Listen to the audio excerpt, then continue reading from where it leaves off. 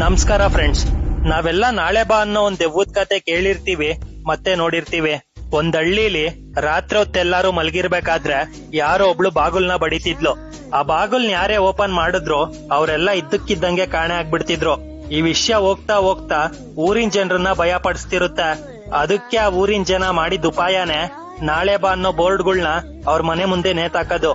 ಅವತ್ತಿಂದ ಹಂಗ್ ರಾತ್ರಿ ಹೊತ್ ಬರೋಳು ನಾಳೆ ಬಾ ಅಂತ ಬರ್ದಿರೋದ್ ನೋಡಿ ನಿಜಕ್ಕೂ ವಾಪಸ್ ಹೋಗಿ ನಾಳೆ ಬರ್ತಿದ್ಲು, ವಾಪಸ್ ಹೊರಟೋಗ್ತಿತ್ತು. ಅವತ್ತಿಂದ ಆ ಊರಲ್ಲಿ ಯಾರಿಗೂ ತೊಂದ್ರೆ ಆಗ್ತಿರಲ್ಲ. ಇವಾಗ ಆ ಊರಲ್ಲಿ ಅವಳ ಆತ್ಮನೂ ಇಲ್ಲ, ಶಿವಯ್ಯ ಅವರು ಇಲ್ಲ. ಇಬ್ರು ಇದ್ದಕ್ಕಿದ್ದಂಗೆ ಕಾಣೆ ಆಗೋಗ್ತಾರೆ. ಆದ್ರೆ ಅವ್ರ ಮನೆ ಮುಂದೆ ಆ ದೀಪ ತಾನಾಗ್ ತಾನೇ ಉರಿತಿದೆ. ಹಂಗಾದ್ರೆ ಅವ್ರಿಬ್ರು ಎಲ್ಲೋದ್ರು? ಆ ಆತ್ಮದಿಂದ ಇರೋ ಕತೆ ಏನು, ದೀಪ ಆರೋದ್ರೆ ಏನಾಗುತ್ತೆ ಅನ್ನೋದೇ ನಾನ್ ನಿಮ್ಗೆಲ್ಲ ಹೇಳಕ್ ಹೊರಟಿರೋ ಈ ಹೊಸ ಕತೆ ದೀಪ ಆರಿದ ಮೇಲೆ. ಸೊ ಈ ಸ್ಟೋರಿಲ್ ಬರೋ ಎಲ್ಲಾ ಪಾರ್ಟ್ಸ್ನು ಪ್ಲೀಸ್ ಮಿಸ್ ಮಾಡ್ದಂಗ್ ನೋಡಿ ಫ್ರೆಂಡ್ಸ್. ಸೊ ಫ್ರೆಂಡ್ಸ್, ಇವಾಗ ನಮ್ಗೆಲ್ಲ ಒಂದ್ ಅನುಮಾನ ಇದೆ. ಅದೇನಂದ್ರೆ ಕೇಳಿರೋ ಪ್ರಶ್ನೆಗ್ ಸರಿಯಾದ ಉತ್ತರ ಕೊಟ್ಟವ್ರನ್ನ ಸಾಯಿಸ್ತಿರೋ ಈ ದೆವ್ವ ಯಾವ್ದು ಮತ್ತೆ ಯಾಕಿಂಗ್ ಮಾಡ್ತಾವಳೆ ಅಂತ. ಸೊ ಬನ್ನಿ ಹೋಗ್ತಾ ಹೋಗ್ತಾ ಎಲ್ಲಾ ತಿಳ್ಕೊಳ್ಳೋಣ. ಈ ಕಥೆಲಿರೋ ದೆವ್ವದ ಹೆಸರು ಲಕ್ಷ್ಮಿ ಅಂತ. ಏನಾಗಿರುತ್ತೆ, ಇವಳಿಂದಾನೇ ಆ ಊರಿನ ಜನ ಕೆರೆ ಹತ್ರ ಸಾಯ್ತಿದ್ರು ಅನ್ನೋ ವಿಷಯ ಶಿವಯ್ಯ ಅವ್ರಿಗೆ ಗೊತ್ತಾಗಿರುತ್ತೆ. ಯಾಕಂದ್ರೆ ಅವರು ಆತ್ಮಗಳ ಬಗ್ಗೆ ತುಂಬಾ ತಿಳ್ಕೊಂಡಿರ್ತಾರೆ. ಅವಳ ಆತ್ಮನ ಹಂಗೆ ಆಚೆ ಬಿಟ್ರೆ ಎಲ್ಲಾರ್ಗು ಅಪಾಯ. ಅದನ್ನ ನಿಲ್ಲಿಸ್ಬೇಕಂದ್ರೆ ಅವಳು ಯಾರಿಗೂ ಪ್ರಶ್ನೆ ಕೇಳ್ದೇ ಇರೋ ತರ ಅವಳನ್ ತಡಿಬೇಕು. ಏನ್ ಮಾಡೋದು ಅಂತ ಯೋಚನೆ ಮಾಡ್ತಿರ್ತಾರೆ. ಅವಾಗ ಅವ್ರಿಗೆ ಒಂದ್ ಐಡಿಯಾ ಉಳಿಯುತ್ತೆ. ಅದೇನಂದ್ರೆ ಲಕ್ಷ್ಮಿಗೆ ಆಟ ಆಡೋದಂದ್ರೆ ತುಂಬಾ ಇಷ್ಟ.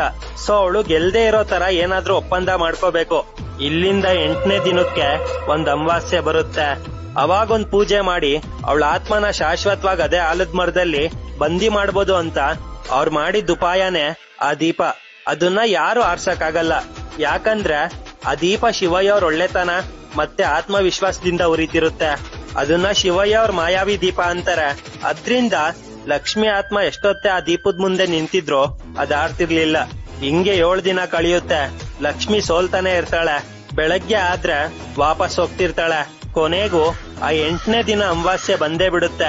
ಶಿವಯ್ಯ ಅವರು ಅವಳ ಆತ್ಮನ ಬಂದಿ ಮಾಡಕ್ಕೆ ಎಲ್ಲಾ ಸಿದ್ಧತೆ ಮಾಡ್ಕೊಂಡ್ ಕಾಯ್ತಿರ್ತಾರೆ.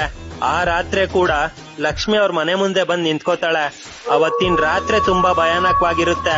ಇನ್ನೊಂದ್ ಕಡೆ ದೀಪ ತಗೊಂಡ್ ಆಚೆ ಬಂದಿದ್ ಶಿವಯ್ಯ ಅವ್ರ ಏನ್ ಮಾಡ್ತಾರೆ, ಅವಳನ್ನ ಹೆಂಗ್ ಬಂದಿ ಮಾಡ್ತಾರೆ ಮತ್ತೆ ಅವಳ ಸಾವಿನಿಂದ ಇರೋ ರಹಸ್ಯ ಏನು ಅನ್ನೋದನ್ನ ಒಂದೊಂದಾಗಿ ಹೇಳ್ತಾ ಹೋಗ್ತೀನಿ.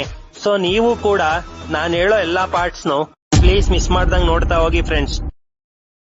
ಸೊ ಫ್ರೆಂಡ್ಸ್, ಇವಾಗ ಉತ್ತರ ಕೊಡದೆ ವಾಪಸ್ ಹೋಗ್ಬೇಕಾಗಿರೋ ಶಿವಯ್ಯ ಅವ್ರು ಮಾಡಿದ ತಪ್ಪಿಂದ ಅವ್ರ ಪ್ರಾಣನೇ ಹೋಗ್ಬಿಡುತ್ತೆ. ಲಕ್ಷ್ಮಿಗ್ ಉತ್ತರ ಕೊಟ್ಟಿ